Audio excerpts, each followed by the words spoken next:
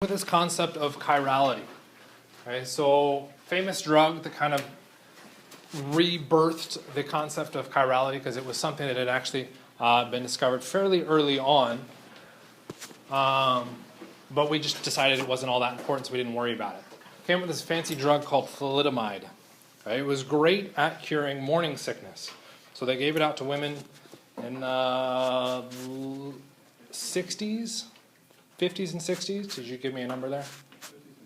50s and 60s, and they later found out that it was a bad drug to be giving out because every woman that gave birth to a kid that had taken thalidomide was having severe mutations, like flipper arms. Okay? So it completely prevented proper arm and leg extremity formation. And so this is the drug of thalidomide, a relatively simple drug, and you'll notice there's this weird squiggly in the middle there. What that squiggly is representing is that that bond can be shown as either a wedge or a dash. Okay? So if we go through and make that a wedge, whoops, didn't mean to erase that nitrogen. Make that a wedge, we have one form of the drug, and I don't remember which one's which, so let's just say this one cured morning sickness. So it was great. Didn't have morning sickness anymore with pregnant women. And anybody that's had kids would probably be like, that's pretty awesome. Okay. The other option was that could have been a dash. Okay. Well, it turned out that since we didn't really care about this concept of chirality, we said it didn't really matter, that if there's really no structural difference between those two compounds, who cares? Let's just give everybody the same thing. We won't purify and remove one over the other. Well, it turned out that now this form causes mutations. That's a bit of an issue when you're giving a drug to someone that has both the mutagen and the morning sickness issue. And all it is a simple change about that carbon being wedged or dashed. So we really have two ring structures here. Okay? And what we're saying is that in one case, we take my right hand being one ring and my left hand being the other ring, is that those rings are now either like this, where the left one is closer to you, or like this, the right one's closer to you. That is the only change that is happening. And yet we go from something that's relatively benign to something that is nastily toxic. Okay? So a very simple change in the structure. So this kind of rebirthed the idea of chirality, and we said, okay, we now have to come up with some way to address this. Okay? One of the initial ways to address it is that we have to come up with some way to classify the relationship between those two compounds. Because if we look back at our flowchart on how to classify different things as different, or isomers, or identical, we don't really have a way of classifying this kind of compound, because it doesn't fit in any of those categories. Okay? So we take a step back and go back kind of to the origins on this. What we're looking at as a broader term or a broader concept is this idea of chirality. Okay? So we end up with chiral or achiral. So achiral just means not chiral. What does chiral mean? Okay? Chiral is in reference to it being non-superimposable on its mirror image. So if we draw out the mirror image of our structure, and then we take that resulting image and we try to superimpose it over the original structure. Does it superimpose? If it's chiral, no, it doesn't. If it's achiral, then yes, it does. Okay? So some examples that we can come up with. Okay, the common one is your hand, a nice visual one. So if I take the mirror image of my right hand, put a mirror right here on the left of my thumb, what would that mirror image look like? My left hand, right? So I now have a mirror image that I can very quickly and easily work with. Okay, we go to this concept of non-superimposable. Okay, well, what almost everybody does is say, well, aren't they superimposable? Doesn't that mean they're superimposable? No, they aren't. Okay? Superimposable means every single side overlaps. That means my palm needs to overlap on my right hand with the palm of my left hand. When I bring those two structures over so the palms are facing the same direction, what happens to the superimposability?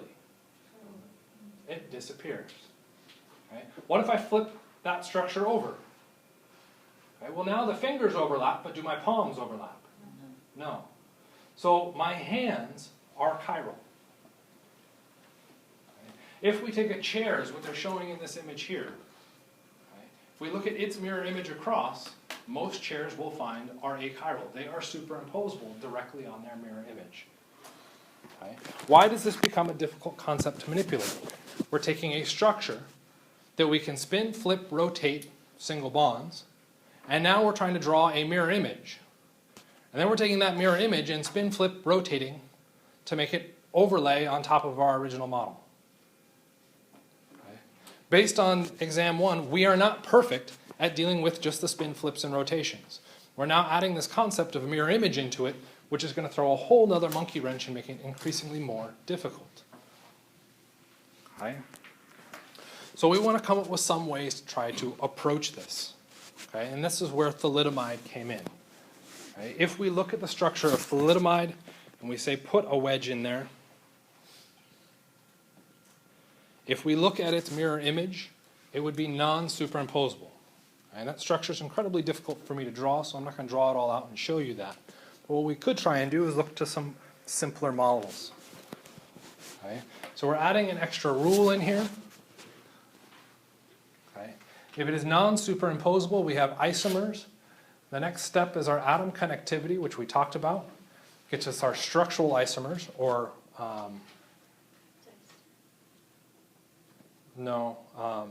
constitutional. Sorry. Structural or constitutional isomers. And we'll separate out into this stereoisomers. Okay? A simple way to kind of approach that is look at the names. If you would name the compound the same, the two structures, they're either identical or they're stereoisomers. Those are your two options. Okay? But our stereoisomers can be subcategorized. Okay? And it all is going to hinge on finding asymmetry. So we've seen asymmetry with double bonds. We can end up with something known as geometric isomers with alkanes or alkenes and rings. Okay? But what happens when we move to single bonds? So what we've done here is we've taken a carbon atom and we've attached some color balls to it just to give us a better color pictorial representation.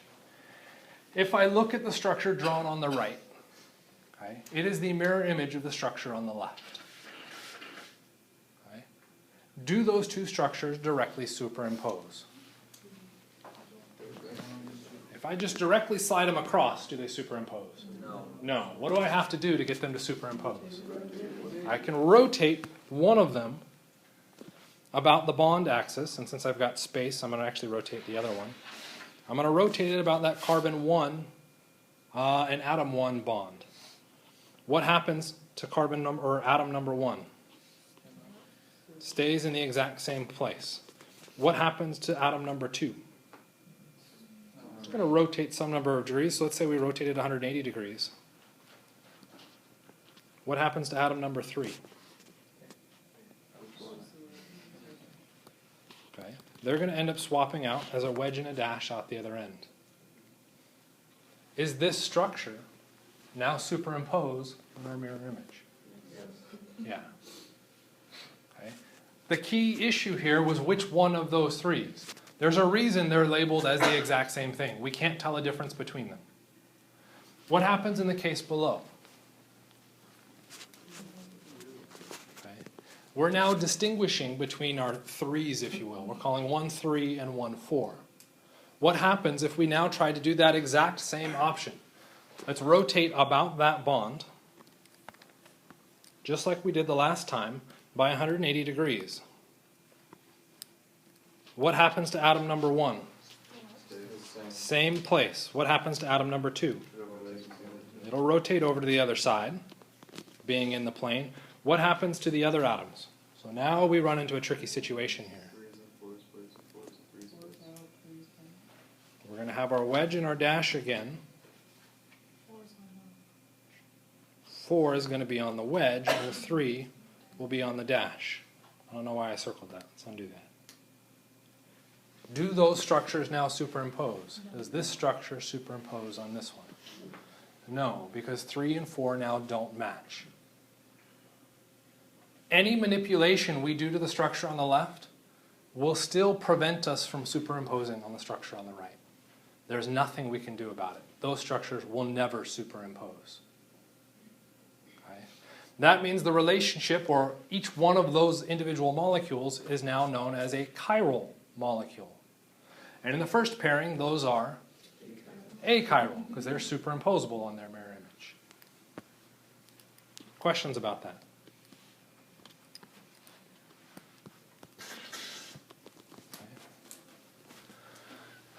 A big tip-off that can help us kind of shortcut through a lot of this is try to find a chiral atom. Well, what makes it chiral? What was the difference between our top case and our bottom case? One labeled threes. That one pair was the first on top. You labeled that one pair as being the same threes. Okay. When you went down to the bottom, you made them all individual. Made them all individual. There's our important aspect. Okay. We have a carbon that is sp3 hybridized. Okay. And every single one of its bonds is chemically distinct from every other one. Okay. If we have those distinct groups, then we will end up with a chiral molecule. Okay. Sometimes there are structures that will become obvious for, sometimes not. Your big tip-off is look for an atom that has 4 different things bound to it. Different is a tricky word. Okay? Different just means is can you tell a difference between them? Okay, that's it. Once you've identified you've had a chiral atom, then you can start to go through and do all sorts of other manipulations within it. Okay? Looking for enantiomers, diastereomers, which we haven't talked about yet. Okay? Coming up with those sub-classifications. Labeling it as R and S within a nomenclature system, okay, which again we haven't talked about yet. Okay. One option that some people can see, I have a horrible time seeing this, okay, but I want to put this out there so that you're aware of it. Okay. You can look for planes of symmetry. If you have an internal plane of symmetry, the molecule will be achiral. If there is no internal plane of symmetry, the molecule will be chiral. Again, I have a horrible time seeing that, so I don't understand how other people can, but we'll just kind of pick some examples. So let's take a look at our 2 groups, or 2 examples through the middle. Do we have a plane of symmetry? And in fact, we need technically 2 planes of symmetry in either of these molecules.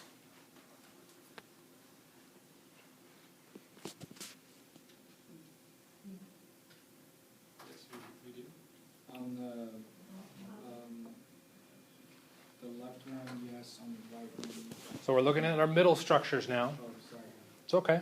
So I heard some people say yes. You want to keep going? Go for it. The bottom one, yes. The top one, no. Because of the it's the other way around. Because of the BR, it can be split in half. But on the bottom, it can't. Okay. So I'm hearing a vote that the top one has a mirror or a plane of symmetry, we'll just call it a PS, and the bottom one does not. Does anybody want to dispute? Yes. Okay. What's your dispute? Well, I say it's opposite. Okay, you say it's opposite. Where do you say your planes are? In the bottom one, I say that the middle 2 carbons, 2 and 3, will both have planes of symmetry on them. Where's that plane of symmetry? You can't split down the center. If you split here, does that mirror? If you mirror across, shouldn't there be a carbon over If you here? split down the BR, that's not a mirror. It's in the plane. No. This is why I find this stupidly difficult. Some people can see this and some people can't. And those of you that can see it, I hate you. You cut it longitudinally. Okay, they're both actually symmetrical. So there's the plane of symmetry. So that's going to be the number 1 thing, is finding a plane of symmetry anywhere within these. Okay? If you cut the bottom structure through the molecule itself, we have a plane of symmetry. So 1/2 of that is coming out at you, the other half is going away. So when I split immediately through this carbon, 1/2 of the carbon is on this side, the other half of the carbon is the other side. And by definition, it'd be the same thing. And we're splitting the bonds all the way down. But what about the bonds coming off of those positions? Well, I have a hydrogen coming out and an equivalent hydrogen going back. So if we split through the plane of the board, or the plane of our paper, the plane of our screen, we have a plane of symmetry running through that bottom molecule. Okay. The other thing that we could do, which maybe some people were attempting, was doing this. And now we have a plane of symmetry there. Okay. So we're allowed to rotate bonds, that's fair. Okay. And that allows us to see it a little bit cleaner. But regardless of how that molecule is oriented, we can pick up a plane of symmetry within it. So that bottom one does have a plane of symmetry, which then makes it achiral. We now run into the question of what's happening in that top one. Same thing, because If we cut planar through that same planar axis, It's not symmetrical, why is it not symmetrical? because there's a hydrogen and bromine on there. What's the issue with this carbon? This carbon is not shown in its proper three-dimensional alignment because it has a hydrogen attached to it. There are 4 bonds attached to that carbon. Why did we show one of those bonds as a solid line? Lazy. That was it. Okay? That is not the proper way to draw that model. It needs to better be specified as either a wedge or a dash. If we make it a wedge and then we try and cut our molecule in that same plane, what happens? The bromine would be coming out at you. When you reflect through that plane, what should show up on the other side? If it was achiral, it needs to be a bromine. It's a hydrogen on the other side, which then means this molecule does not have an internal plane, which then means it's chiral. Okay. What is the other option? The initial option that we walked through was, say, look for an atom that has 4 different groups. Does that first carbon have 4 different things attached to it? No, we have 3 hydrogens. How about the next carbon? 4 different things, huh? What are those 4 different things? We have bromine, hydrogen, carbon, and carbon. There are some of you saying that those carbons are different. Why are they different? Because what they are attached to is different. That makes those 2 carbons unique from each other because you can tell a difference between them, which then means 4 different things. There's a chiral atom. Okay? Obvious, right? I'm going to hate this chapter. Okay. So one of your approaches within this section is looking for an atom that has 4 different things or looking for that internal mirror plane. Depending on the way the structure is drawn, it may become more obvious in one case than in another. It is incredibly difficult to see and visualize. This is where I would highly encourage you to use model kits when working any of the questions in both the textbook and in the homework. Okay. When it comes to the exam, change your cyclohexane structure. Remember we said methyl cyclohexane? Make it a methyl group with 3 different colored balls attached to it. That way, you can then answer any question on chirality because you now have a chiral atom. Okay? So it's a question of manipulating those structures in 3-dimensional space and visualizing it. Incredibly difficult. Once we've now identified our relationships as chiral and achiral, now we have to subcategorize and look at the relationships between structures, just like we did with identical, different, and structural isomers. Okay? We'll end up subcategorizing the stereoisomer category into 2 or 3 separate sections. Enantiomers, technically just 2, enantiomers and diastereomers. We're also going to see the gnarliest of these possible options. The meso compound also show up. Meso's really annoying because mesos can often get labeled as identical. Okay. If you look at 2 structures and they superimpose and they have 2 or more chiral centers, they are technically identical as each other because of that superimposability. But because we have 2 or more chiral atoms, they are better classified as meso. Within the other ones, enantiomers come straight out of your definition of chiral. Okay? Structures that are non-superimposable and are mirror images. It's an important and. Okay? So my hands would classify as enantiomers. Okay? Because they are non-superimposable and they are mirror images of each other. How about my hand to my foot? It's not a comparison. It's not really a fair comparison, so I'm going to use your hand. My right hand to Zach's right hand. No. No, it's Right. They're non-superimposable.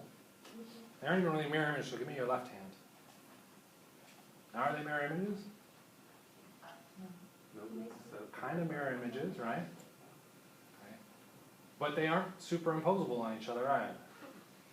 So what's going on with that?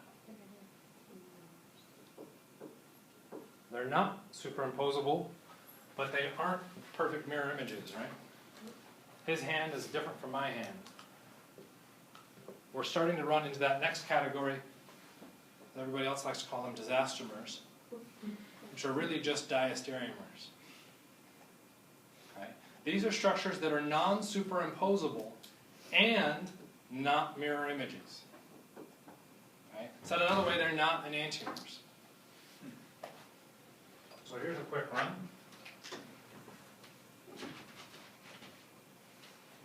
Relationship between these two structures.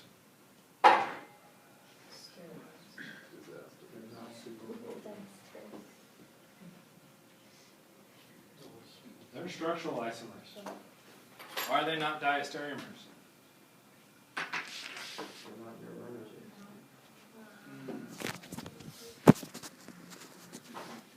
They have the same name. They don't have the same. When you move through the flow chart, we have to be careful on when we differentiate between different structures. Okay? If we look at the two structures drawn up on the board, we've got, for those of you at home can later figure it out, butane versus tertiary butane or 2-methylpropane. Okay. Do they have the same molecular formula? Yes. Are they superimposable? No. So we're still following into that potential diastereomer category. They're isomers. Do they have the same atom connectivity? No, which makes them structural isomers. Do I compare or care about where did it go? Chiral atoms. No. Do I care about mirror images? No, why not? I didn't get to that part of the flow chart. So don't start evaluating those rules. Okay? Using the flow chart, having it in front of you, will help you classify these compounds. You do not get the flow chart on the exam, so it's probably a good idea to get familiar with manipulating and looking at the relationship between those structures and setting them up. Okay? Questions? Okay. We've got a compound here, so this is going to introduce a couple concepts. Okay. When we look at this compound, does it have any chiral atoms? Yes. Okay. How do we know that? So I heard one person say, I don't know. So let's go with why you think there is. The chlorine that's at 1 o'clock, counting that as carbon 1, 2, 3. It's a chiral carbon. Stereos. The 4 different things would be chlorine. What else? We've got a hydrogen. Words, I'm good with them. It's okay. Everybody else is working in with it. What else do we have? Another carbon over there and another carbon over here. Are those carbons different from each other? How do you know that? One's attached to a chlorine, the other one's attached. One's attached to a chlorine, one's connected to hydrogens. So we have 4 distinguishable groups at that position. You are absolutely right. That is a chiral atom. Is that it? No, the other one attached to chlorine is also chiral. We also have one over here. Chlorine, carbon, carbon, and hydrogen. Okay. So the question that's now going to pop up is what's coming out here is what happens if you have multiple stereocenters? How many possible stereoisomers can you draw? Okay, well, here we go. We've got a structure with multiple stereocenters. Draw me some stereoisomers. Okay? In fact, draw all the possible ways that you could connect those atoms with wedges and dashes, showing their three-dimensional characteristics, and ideally, if you're that good at it, layer on top of that the relationships between each and every single one of those structures. Okay? So spend, I don't know, give me a couple minutes.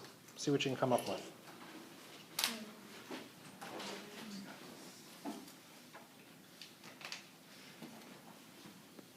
Do you want the first one drawn for you? So anybody that said no, don't look up. A few of you said yes, so we'll help you out.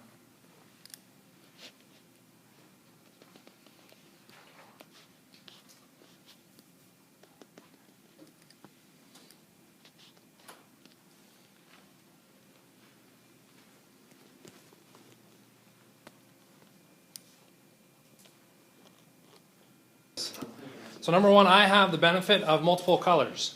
Multiple colors can come in handy with this. So what I would do is actually go through and color this, because every possible chiral atom or chiral center has two possible states. It can either be wedged or dashed. So I'm going to go through and focus at just one of those positions. Those are the two possible states for that first chiral atom. Right? If I now move to the bottom situation, I want to look at the two possible states for the other one. So now I don't want to adjust the first structure at the blue position, but I want to adjust the other one.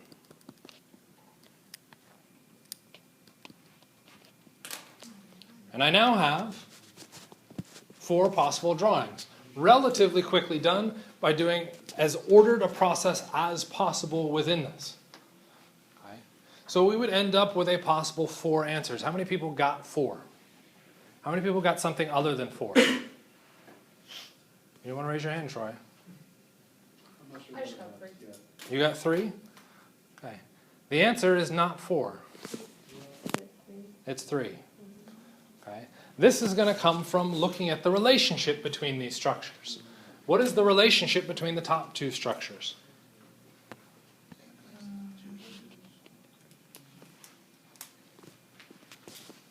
So we've got the same atom connectivity. What we're sitting down now is our new definitions, our enantiomers, diastereomers. Okay? For them to be enantiomers, what has to be true? They have to be non-superimposable and mirror images of each other. Okay? They're not superimposable as drawn, but are they drawn as mirror images? No. So what we could do is pick the structure up and flip it over. Or let's not flip it over. How would I do this? We could try and draw the mirror image of this guy. I'm going to have to get really tiny on this.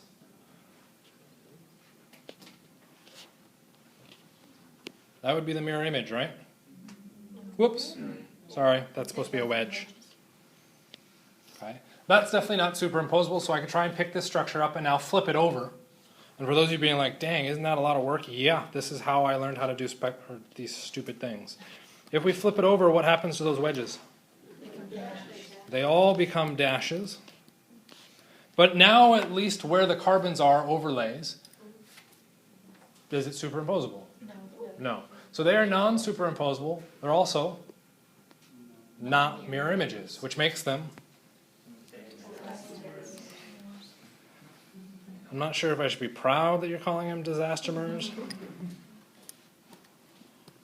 Okay, officially are diastereomers. How about out here?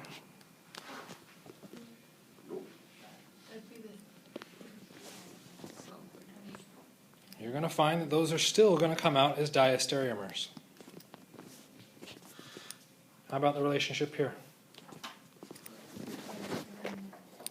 Also diastereomers. Any guesses on that last one?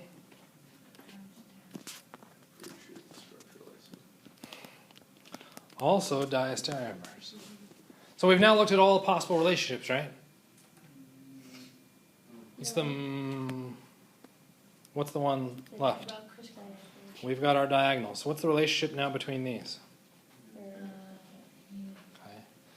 Not easy to pick that one up. This is again where I went through and did all that stupid drawing the mirror image and then seeing if it was superimposable. That's what I would try and do with these two. Okay? You want me to draw through all those steps? I'm more than happy to do it. I just know it's kind of irritating and frustrating. Yes. Yes, let's do it. So here we go. I'm going to draw the mirror image for the bottom one just because I've got that structure closest to me. We'll have a CL, which will go out a dash.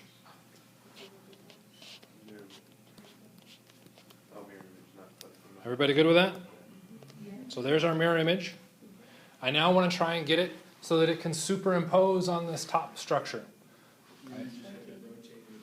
Okay, so I hear a rotation. So what we could go through and try and do is rotate it which direction? So we're going to go counterclockwise in the plane of the paper. In that plane of the paper rotation, we should end up with, come on pen, there it is. Is that superimposable? Yes. Which did I screw up?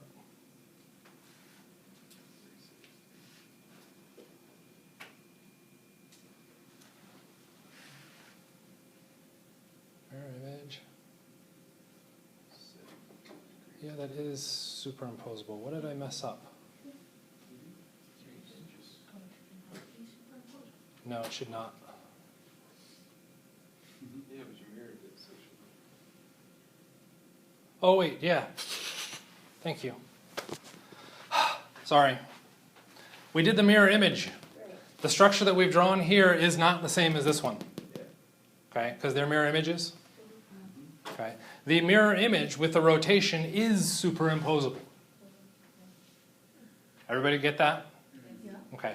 So for sure, the relationship between this structure and this structure is mirror images.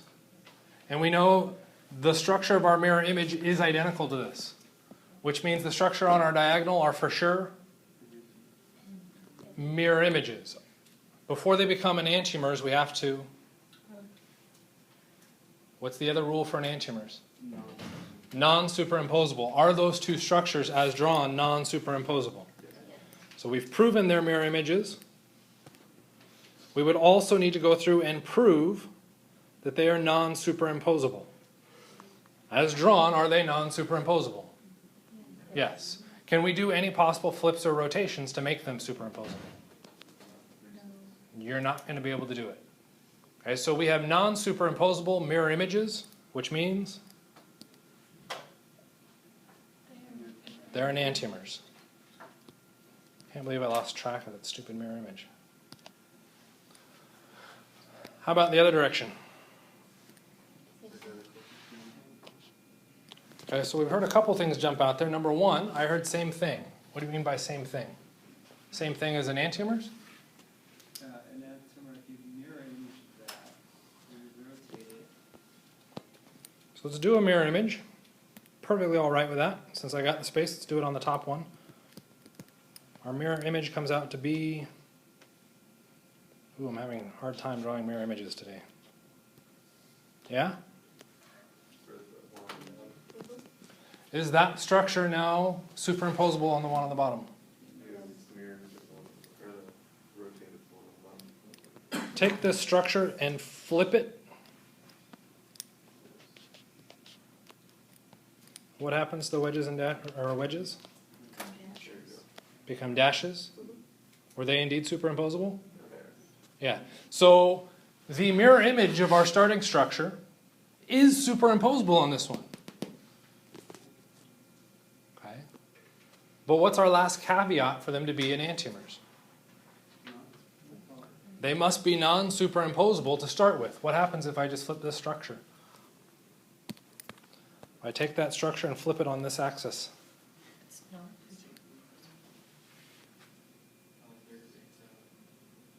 The wedges would become dashes, and I would have this structure, and it would be superimposable.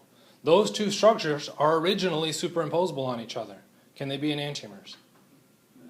No. Okay. So looking at the mirror image led us down the wrong path. We go, oh, we got a mirror image. That must mean they're enantiomers. They have to be non-superimposable mirror images. So then those are. Those are superimposable on each other. Where does that take us through our little flow chart? Takes us to identical. So we could call these two structures identical to each other. Okay? They are better referenced by a different name. Meso, because, is that a chiral atom? Is that a chiral atom? Yes. Since it has at least two chiral atoms, the relationship between those two is that they are actually meso, okay, and or identical, depending on how you want to label it. So if we look at our possible stereoisomers, how many do we end up having? We only have 3 because the one in the lower right is identical to the one in the upper left. And we end up with only 3 possible stereoisomers. When did we stop? 12:45? We still got time. It's 12:33. Okay. Questions? So let's erase all that. If we have more than 2, we can end up with diastereomers and meso compounds. If you only have 1 stereocenter, you can only have enantiomers. You have to have at least 2 to be a diastereomer, or to have a diastereomeric relationship. Okay. Your total possible 2 to the n, where n is the number of chiral atoms. So in this case, we started with 2 chiral atoms, which means 2 to the n, 2 to the 2 gives us 4. The next part of deciding how many stereoisomers we have is we have to subtract 1 per internal mirror plane. There's an internal mirror plane running right through the middle of that molecule. That means we have to subtract 1. Okay? So we'd end up with 3 possible stereoisomers. What about for this molecule? How many possible stereoisomers?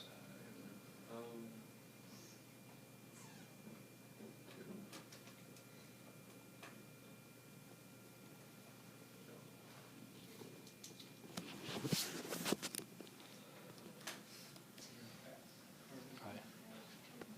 It's got a hydrogen, oxygen, 2 carbons, where 1 carbon is sp3, 1 carbon is sp2. That allows us to tell a difference. That one's chiral. Which means we have 2 chiral atoms, which means we have 2 to the n, meaning 4 possible, but ooh, we got to watch out for that mirror plane.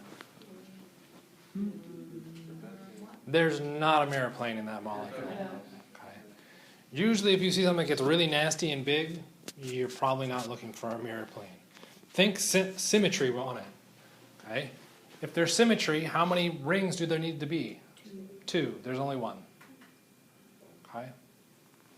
So we'll end up with 4 possible stereoisomers on that. It's a way that can help us limit how much we've got to search for if perhaps you were given 3, 4, 6 stereo centers. Okay? Questions about that? Chiral centers can only be on carbons?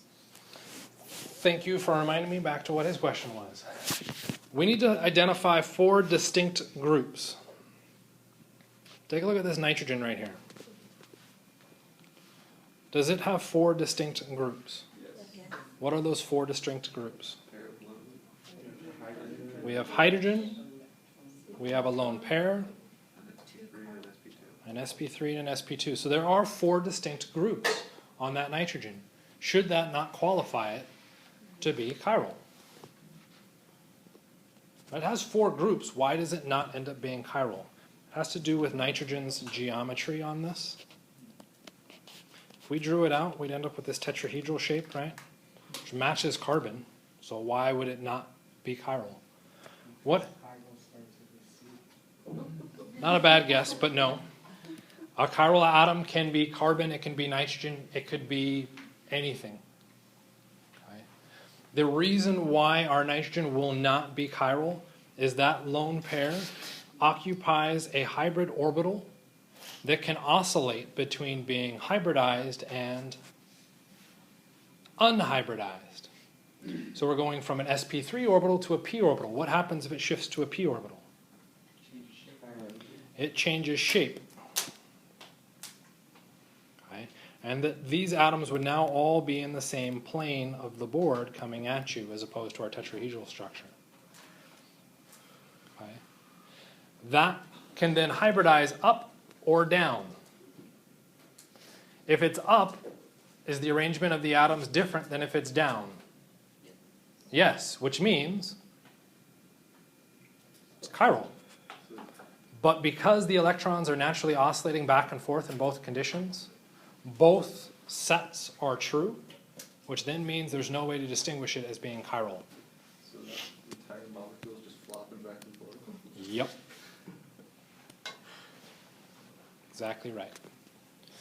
It does not have to be carbon. Could I make that nitrogen chiral? How could we adjust that? So let's go through and draw a different example because it doesn't work well with that one.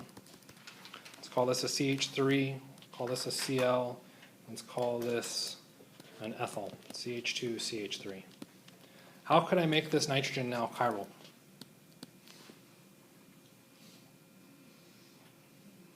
What was the issue with it being achiral? The lone pair. What's your suggestion, Troy? Didn't have a bond with a hydrogen. Do we have the ability to oscillate that lone pair now? No, which means it's now chiral.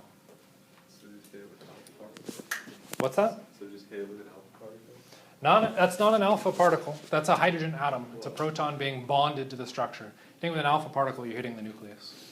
We're not hitting the nucleus. So, I was just talking about the alpha particle being the nucleus of a hydrogen. And alpha is actually helium, isn't it? No.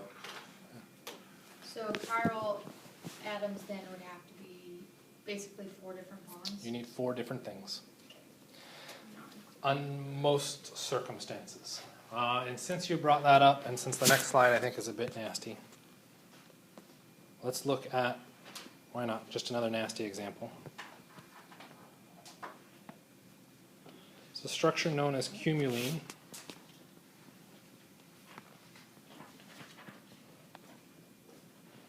I'm going to be intentionally misleading with this. Chiral, achiral.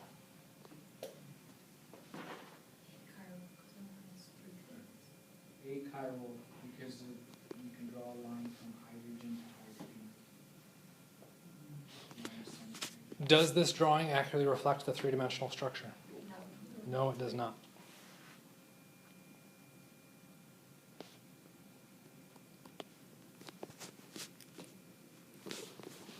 And it's still achiral though, because they only have 3. Draw its mirror image. That's how we would ultimately figure it out. Okay. And one of the conformations is chiral, one of the conformations is achiral. That's confusing. Yeah. You do not have to have 4 different things to be chiral. You have to have 4 different things to be a chiral center. Okay. To be chiral, you just have to be non-superimposable on your mirror image. So this is a non-chiral. This one, I believe, is actually chiral. I may have goofed on placing the chlorines versus the hydrogens.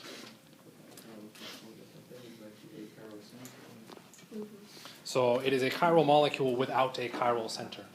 There are examples of this popping up all over the place. The other common one that you can see, it's another fun one, wedge, dash, I think is this one.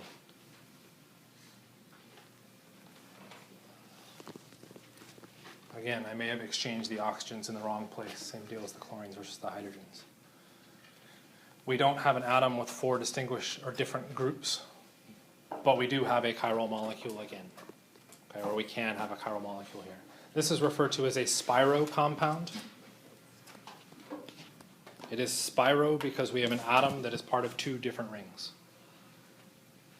That's our spiro. So we do not have to have a chiral center or a chiral atom to be a chiral compound. For the sake of this class, all of your chiral molecules will have chiral centers, okay, because it is much easier to work with those. Okay, questions? Okay,